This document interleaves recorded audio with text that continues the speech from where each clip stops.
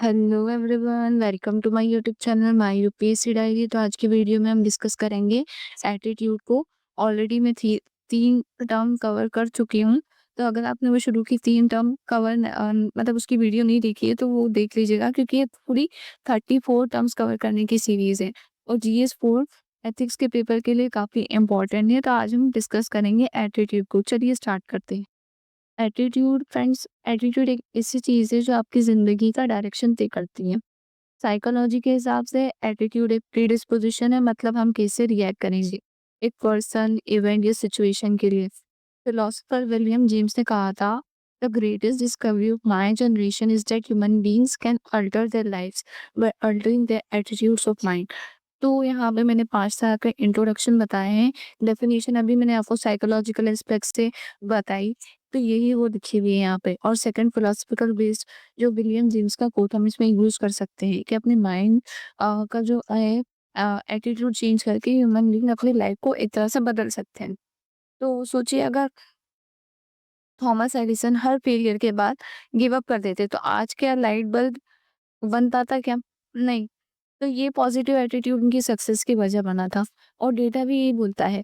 Gallup के जो 2025 की रिपोर्ट है ना, उसके अकॉर्डिंग सिर्फ 21% लोग अपने काम में एंगेज्ड है।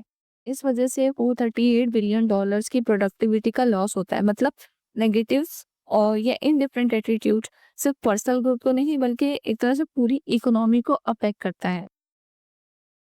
और देखिए, इंडिया की जो इकोनॉमिक मिशन भी एक एटीट्यूड शिफ्ट का रिजल्ट था। पीएम नरसिम्हा राव जी ने जो रिफॉर्मिस्ट एटीट्यूड अपनाया था 1991 में, तो उससे इंडिया को एक नए इकोनॉमिक एरा में पुश किया गया था। तो ये हम बता सकते हैं।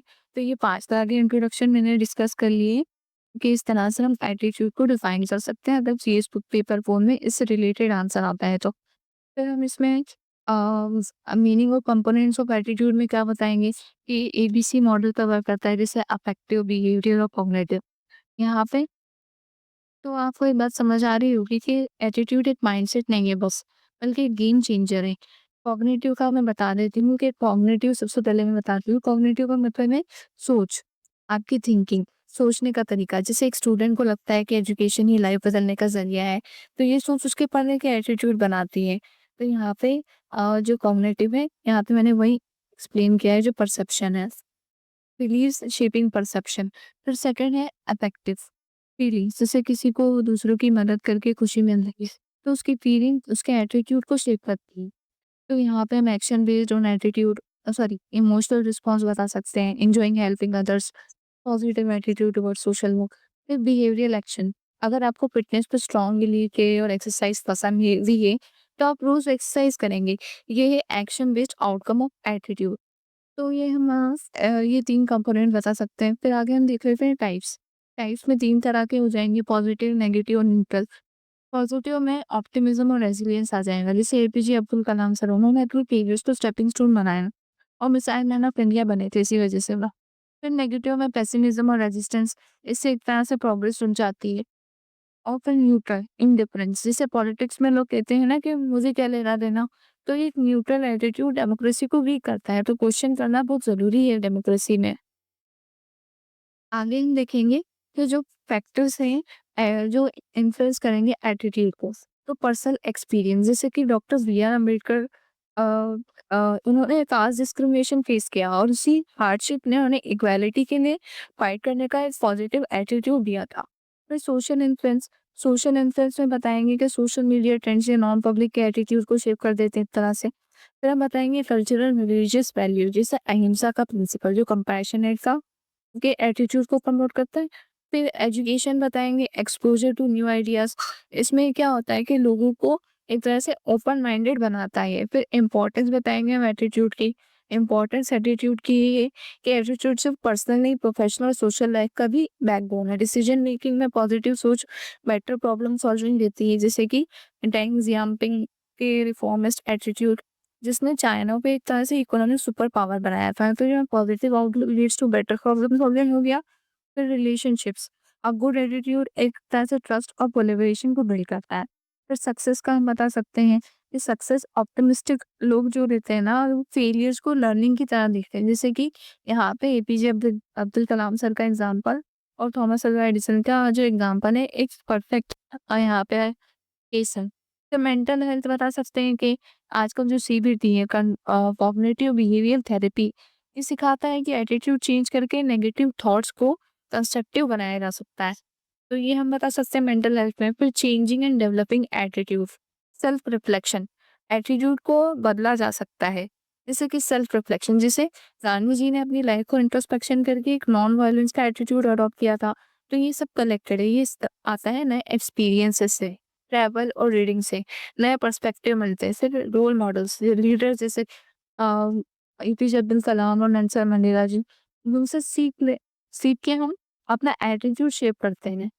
तो इससे बिहेवियर टेक्निक्स डेवलप होती है, जैसे ग्रेटिट्यूड, जर्नलिंग, पॉजिटिव अफर्मेशन, जो साइंटिफिकली प्रूवन है और ऑप्टिमिज्म को ग्रो करने के लिए हेल्प करती है। तो ये सब रिलेटेबल एक तरह से। यहाँ पे जो डायग्राम मैंने डाले हैं ना, वो आप अपने आंसर्स में यूज कर सकते हैं। यहाँ पे मैंने जैसे पिरामिड टाइप का डायग्राम बनाया, तो ये आप डायरेक्ट यूज कर लीजिएगा, एटीट्यूड में आपके आंसर लिखने में काम आएगा। फिर role of attitude in governance.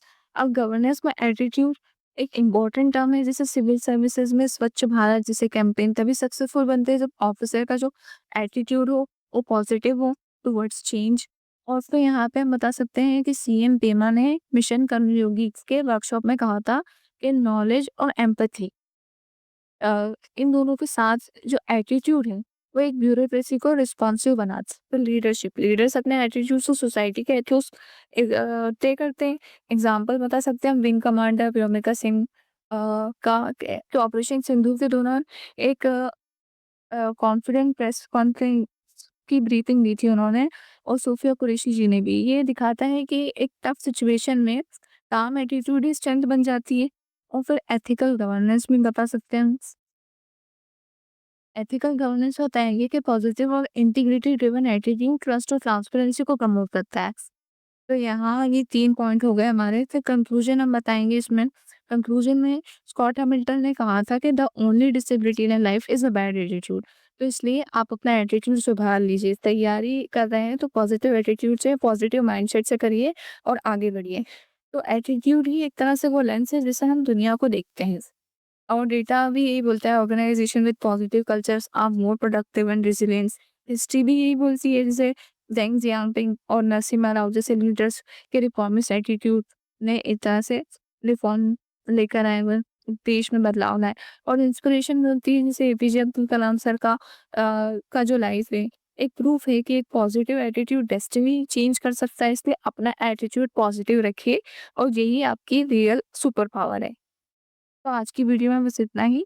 अगर आपको वीडियो पसंद आया हो तो वीडियो को लाइक करिएगा और चैनल को सब्सक्राइब करिए, और वीडियो को मतलब वीडियो को शेयर करना और कमेंट करना मत भूलिएगा, और लाइक करना भी मत भूलिएगा। अगर आप चाहते हैं कि कंटिन्यू रखिए इस सीरीज़ में, तो सब्सक्राइब बिल्कुल करिएगा चैनल को। तो ये आपको पता चलेगा कि न्यू वीडियोज़ कैसे आ रही हैं। Thank you for your time and patience.